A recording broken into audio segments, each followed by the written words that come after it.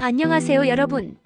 오늘은 정말 특별한 책 한 권을 가지고 여러분과 이야기를 나눠보려고 해요.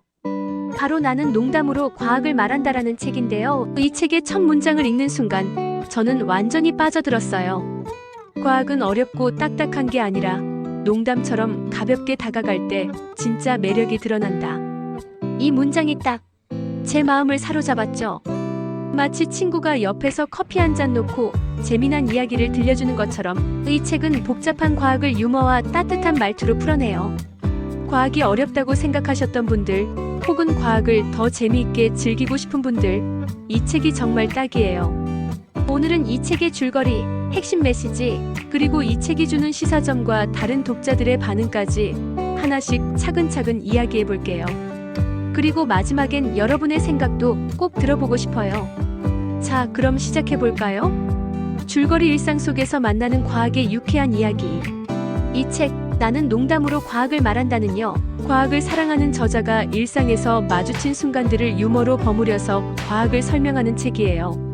물리학, 생물학, 화학, 천문학, 심지어 인공지능까지 정말 다양한 과학 주제를 다루는데 하나도 어렵게 느껴지지 않아요. 왜냐? 저자가 과학을 딱딱한 학문이 아니라 우리 일상 속에 녹아있는 재미난 이야기로 만들어주거든요.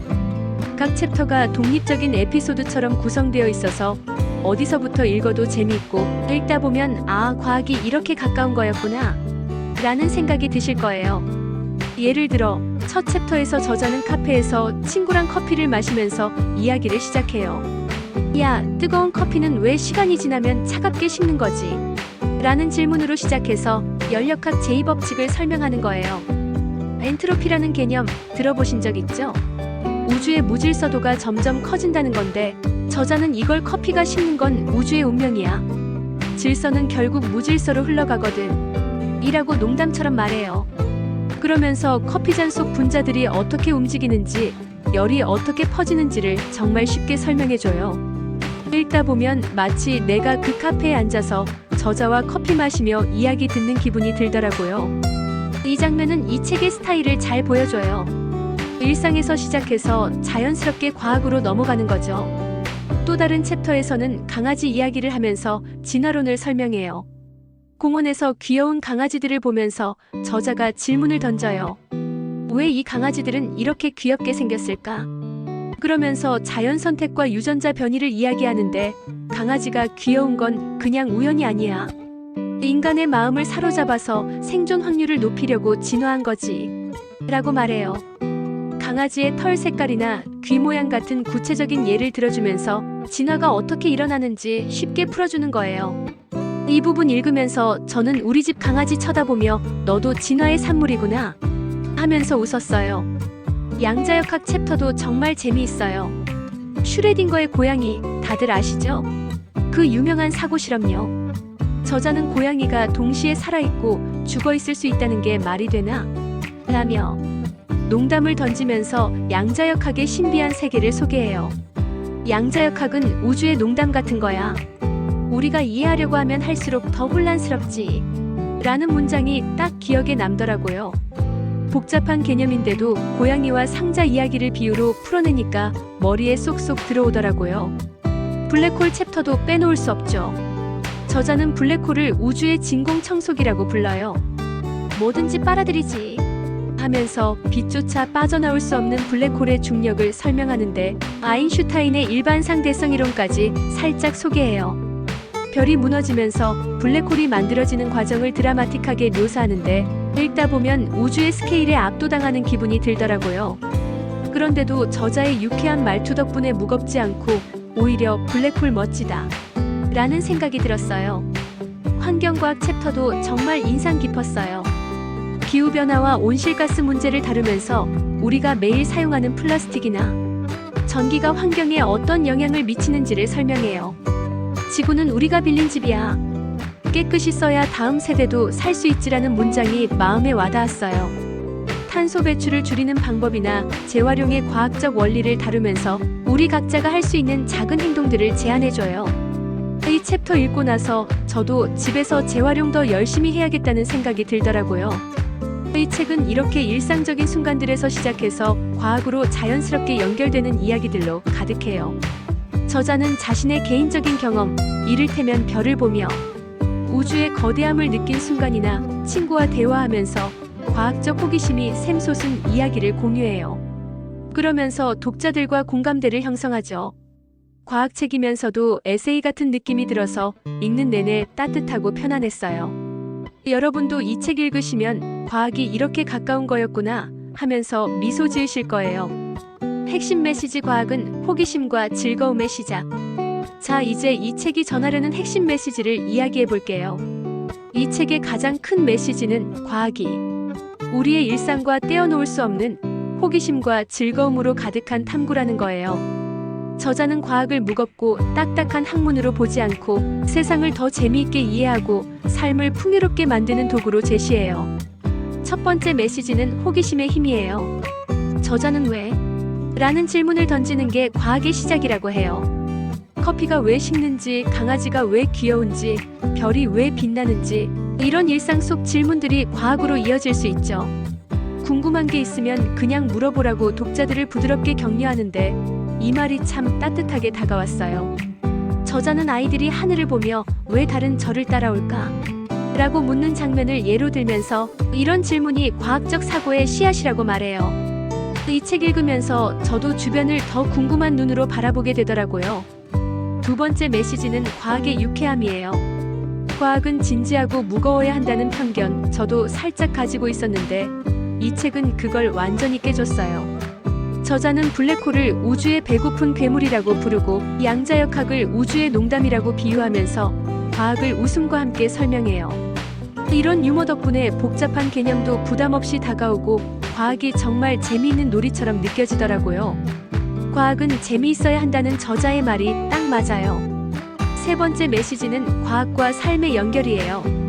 저자는 과학이 실험실 안에서만 이루어지는 게 아니라 우리 일상 곳곳에 스며들어 있다고 강조해요. 예를 들어 스마트폰 터치스크린이 작동하는 전자기학 원리, 음식을 소화하면서 일어나는 화학 반응, 심지어 우리가 숨쉬는 공기의 구성까지 과학은 우리 삶과 뗄 수 없죠. 저자는 스마트폰 화면 터치하면서 이건 단순한 유리가 아니야. 전자와 전류가 춤추는 무대지. 라고 말하는데 이 문장 읽고 나서 저도 제 폰을 새롭게 보게 됐어요. 네 번째 메시지는 과학적 사고의 실용성이에요. 과학적 사고는 단순히 이론을 아는데 그치지 않고 문제를 해결하고 세상을 더 나은 곳으로 만드는데 큰 역할을 해요. 특히 기후변화 챕터에서 저자는 환경 문제를 과학적으로 접근하면서 우리가 할 수 있는 작은 행동들이 큰 변화를 만든다고 말해요. 에너지 절약이나 재활용 같은 실천 가능한 방법들을 제안하는데 이 부분 읽으면서 저도 생활 속에서 더 신경 써야겠다는 생각이 들었어요. 마지막으로 과학의 보편성이에요. 과학은 특정한 사람들만의 전유물이 아니라 누구나 즐길 수 있는 보편적인 언어라는 거예요. 전문가나 학자가 아니어도 호기심만 있다면 누구나 과학을 탐구할 수 있죠. 과학은 우리 모두의 것이라는 저자의 말이 정말 기억에 남아요. 과학에 익숙하지 않은 분들도 이 책을 통해 나도 과학을 즐길 수 있구나라는 자신감을 얻으실 거예요. 시사점: 과학으로 세상을 새롭게 바라보자. 이 책은 우리에게 정말 많은 시사점을 던져줘요. 첫 번째 시사점은 과학의 진입 장벽을 확 낮춰준다는 거예요. 저자는 복잡한 수식이나 전문 용어를 거의 안 쓰고 일상적인 언어와 비유로 과학을 설명해요. 그래서 과학 전공자가 아닌 분들, 심지어 어린이들도 이 책을 재미있게 읽을 수 있어요. 블랙홀을 진공 청소기로 비유한 설명은 어린 친구들도 쉽게 이해할 수 있을 거예요. 과학이 이렇게 가까운 거였구나 하는 깨달음을 주죠. 두 번째는 호기심을 키워준다는 점이에요. 저자가 던지는 왜? 라는 질문들 덕분에 주변 세계를 더 궁금한 눈으로 바라보게 돼요. 길에서 마주친 꽃, 하늘의 구름, 심지어 매일 먹는 음식까지 모든 게 과학적 질문의 소재가 될 수 있죠. 예를 들어 저자는 비 오는 날 우산을 쓰며 왜 물방울은 둥글까? 라고 묻고 표면 장력의 원리를 설명해요. 이런 질문들 덕분에 저도 일상 속에서 더 호기심을 가지게 됐어요. 세 번째는 과학적 사고의 실용성을 보여준다는 거예요. 과학은 이론에만 머무르지 않고 실생활에서 문제를 해결하는 데 큰 도움이 되죠. 에너지 절약, 재활용, 건강한 식습관 같은 주제를 다루면서 과학이 우리 삶을 더 나은 방향으로 이끌 수 있음을 보여줘요. 특히 환경 문제에 대한 챕터는 우리가 작은 행동으로도 큰 변화를 만들 수 있다는 희망을 주더라고요. 네 번째는 유머와 가벼움의 힘을 보여준다는 점이에요. 저자의 유쾌한 문체는 과학을 무겁게 느끼는 편견을 깨줘요. 특히 젊은 친구들에게 큰 공감을 얻을 거예요. 과학을 놀이처럼 즐기게 해주니까 학습에 대한 부담이 확 줄어들죠. 이 접근법은 학교나 가정에서도 활용할 수 있을 거예요. 선생님들이나 부모님들이 이 책처럼 유쾌하게 과학을 가르친다면 아이들이 과학을 훨씬 더 좋아할 거예요. 다섯 번째는 과학적 사고가 비판적 사고를 키워준다는 점이에요. 저자는 가짜 과학이나 잘못된 정보를 비판하면서 과학적 사고로 사실을 검증하는 게 중요하다고 말해요. 요즘처럼 정보가 넘쳐나는 시대에 이건 정말 중요한 메시지죠. 이 책 읽고 나서 저도 뉴스나 소셜미디어에서 본 정보들을 좀 더 비판적으로 보게 됐어요. 다른 독자들의 반응 유쾌함과 깨달음의 조화. 자, 이제 이 책을 읽은 다른 분들의 반응도 한번 볼까요? 나는 농담으로 과학을 말한다는 출간 이후 정말 많은 사랑을 받았어요. 온라인 서점이나 독서 커뮤니티, 소셜미디어 리뷰를 보면 독자들이 이 책의 유머와 쉬운 설명에 푹 빠졌다는 걸 알 수 있어요. 한 독자는 과학책 읽으면서 이렇게 웃어본 적은 처음이다라고 했어요. 특히 엔트로피를 커피가 식는 과정으로 설명한 부분이 많은 분들에게 기억에 남았나 봐요. 커피 한 잔으로 연력학을 이해하게 될 줄이야 라는 리뷰가 딱 이 책의 매력을 보여주죠. 또 다른 분은 이 책이 과학에 대한 두려움을 없애줬다고 했어요. 평소 과학은 어렵고 따분하다고 생각했는데 이 책 덕분에 과학이 이렇게 재미있을 수 있다는 걸 알았다는 리뷰가 많았어요. 과학 전공자가 아닌 일반 독자들에게 특히 큰 호응을 얻었죠. 한 직장인은 퇴근 후 가볍게 읽기 좋은 책이라며 과학 지식이 없어도 쉽게 이해할 수 있었다고 하더라고요. 10대, 20대 젊은 독자들은 이 책의 유쾌한 문체와 현대적인 감각이 자기 취향에 딱 맞았다고 했어요. 한 고등학생은 학교에서 배우는 과학은 따분했는데 이 책은 과학이 이렇게 재미있을 수 있다는 걸 보여줬다고 했고, 대학생 독자는 양자역학 같은 어려운 주제를 이렇게 쉽게 설명할 수 있다는 게 놀라웠다며 저자의 스토리텔링을 칭찬했어요. 부모님들 반응도 정말 좋았어요. 아이들에게 과학을 재미있게 가르치고 싶어하는 부모님들이 이 책을 통해 대화의 실마리를 얻었다고 하더라고요. 한 부모님은 아이랑 같이 읽으면서 블랙홀과 진화론에 대해 이야기했는데 아이가 너무 즐거워했다며 가족이 함께 읽기 좋은 책이라고 추천했어요. 또 다른 부모님은 아이들이 과학을 좋아하게 만드는 책이라며 교육적 가치를 높이 샀죠. 다만 일부 독자들은 내용이 조금 가볍게 느껴졌다고 하더라고요. 깊이 있는 과학적 설명을 원했던 분들은 유머와 가벼운 설명이 좀 아쉬웠다고 했어요. 한 독자는 더 많은 과학적 세부사항이 포함됐으면 좋았을 것이라고 했지만 이런 의견은 소수였어요. 대다수 독자들은 이 책의 유쾌함이 과학을 더 사랑하게 만들었다고 입을 모았죠. 소셜미디어에서도 이 책은 큰 화제였어요. 특히 젊은 친구들 사이에서 블랙홀은 우주이, 진공 청소기 같은 재미난 문구들이 밈으로 공유되면서 인기를 끌었어요. 과학을 유쾌하게 배우고 싶어하는 분들에게 추천 도서로 자주 언급되더라고요. 마무리 여러분의 생각은요? 자, 여기까지 나는 농담으로 과학을 말한다에 대한 이야기였어요.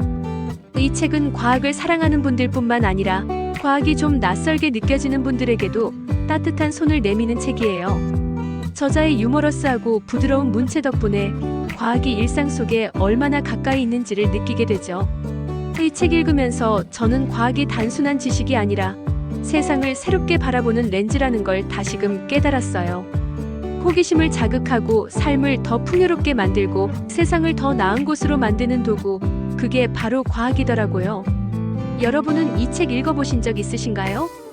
혹은 이런 유쾌한 접근법으로 과학을 배워보고 싶으신가요? 과학을 재미있게 배우고 싶거나 일상 속 호기심을 더 키우고 싶은 분들께 이 책 강력 추천드려요. 이미 읽으신 분들은 어떤 챕터가 가장 기억에 남았는지, 어떤 과학적 질문이 새롭게 떠오르셨는지 댓글로 공유해주세요. 아직 안 읽으신 분들은 어떤 기대를 가지고 있는지, 혹은 어떤 과학 주제에 대해 더 알고 싶으신지도 알려주시면 좋겠어요. 여러분의 생각 정말 궁금해요. 이 영상 재미있게 보셨다면 좋아요와 구독 부탁드릴게요. 우리 다음에 또 재미난 책 이야기로 만나요.